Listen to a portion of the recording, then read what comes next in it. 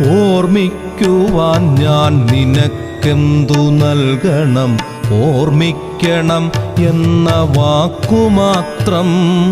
ഓർമ്മിക്കുവാൻ ഞാൻ നിനക്കെന്തു നൽകണം? ഓർമ്മിക്കണം എന്ന വാക്കുമാത്രം. എന്നെങ്കിലും വീണ്ടും എവിടെ വച്ചെങ്കിലും കണ്ടുമുട്ടാമെന്ന വാക്കുമാത്രം. നാളെ പ്രതീക്ഷതൻ കുങ്കുമപ്പൂവായി നാം കടം കൊള്ളുന്നതിത്രമാത്രം.